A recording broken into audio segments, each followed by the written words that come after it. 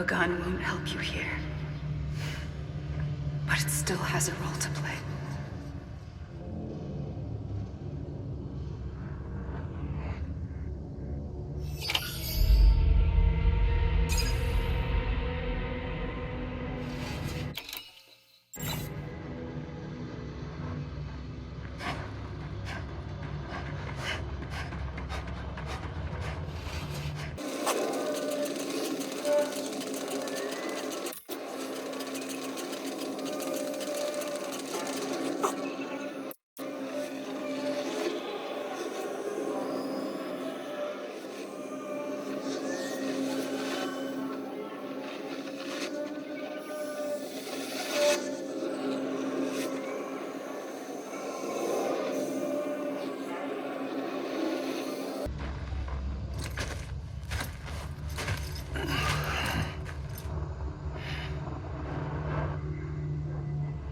Quiet, and I'll tell you. There is no time for questions. When you were young, you used to have bad dreams. You cried about them all the time. The truth is, those weren't your dreams. They were mine. For as long as I can remember, I've dreamt of the beach. Not just while sleeping, in my waking hours, too. In my dreams, I watched the world end so many times. Countless past extinctions that decimated life on this planet. Again, and again, and again. At first, I didn't understand what I was seeing or why. And that wasn't the worst of it. There were other, more terrible dreams. Dreams of death and destruction. Of a massive extinction to come. Like this one. And I would always be the one to end it all. To bring about the last stranding. As I have today.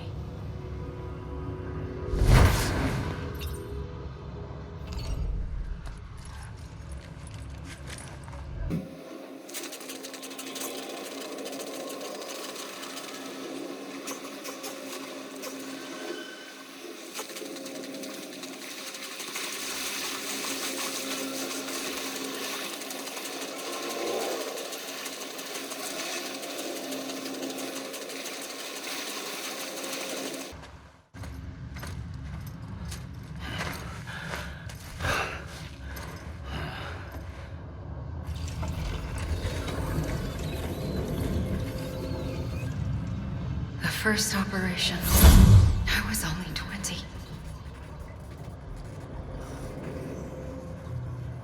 I opened my eyes and found myself on the beach.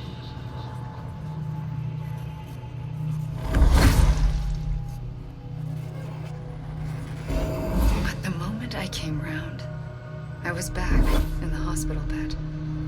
I was split across two worlds. Bridget, my ha in that one. Amelie, my ka in this. Somehow, the two of us managed to coexist. Soon, our ages began to diverge. Bridget's body got older, while the beach kept Amelie's the same. So I came up with a story.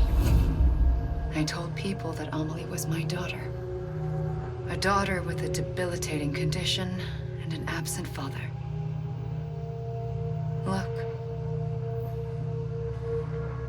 Amelie.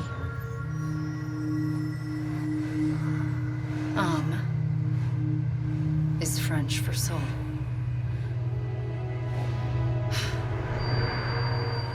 A soul that's a lie. There was no Amelie. Only me and the beach. I thought it was a curse in the beginning. But later, I started thinking, maybe I can use this. I tried to find out more about the beach. Because understanding the beach had to be the key to interpreting my visions of the future.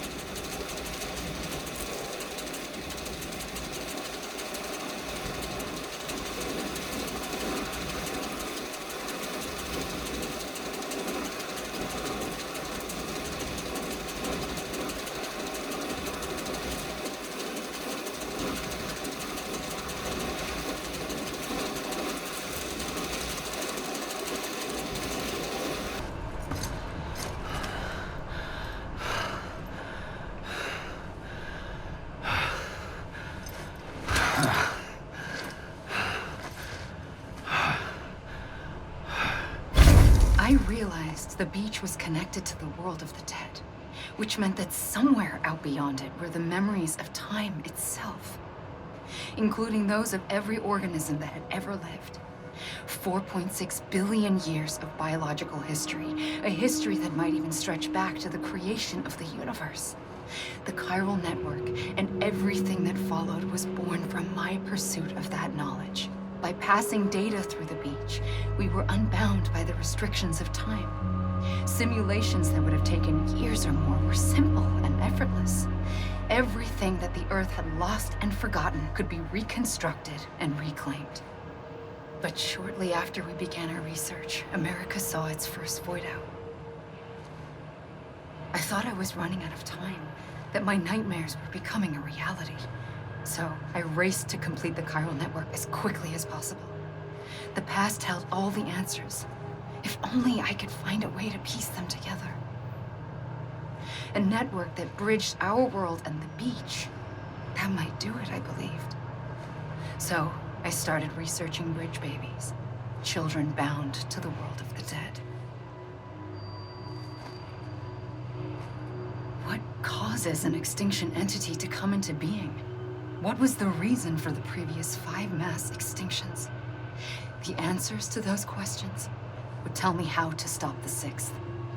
I founded bridges, more determined than ever to build a chiral network that would cover all of America.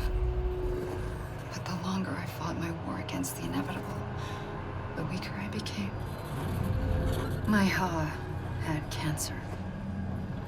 The beach's punishment, maybe, for not playing along like a good little EE. And then, just like that, my Ha was gone. I couldn't finish what I'd started. So, I asked you to do it for me, and you did. You helped us complete the network, helped us to reclaim everything the universe experienced from its inception to this moment.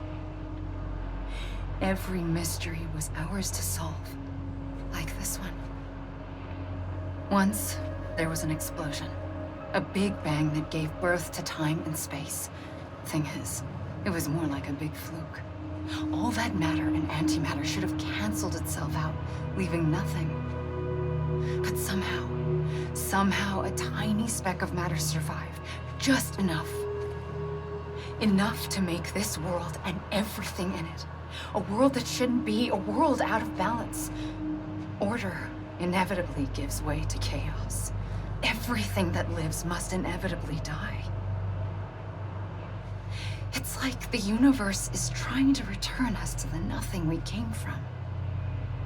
Maybe the Big Five were its best attempts to finish us off.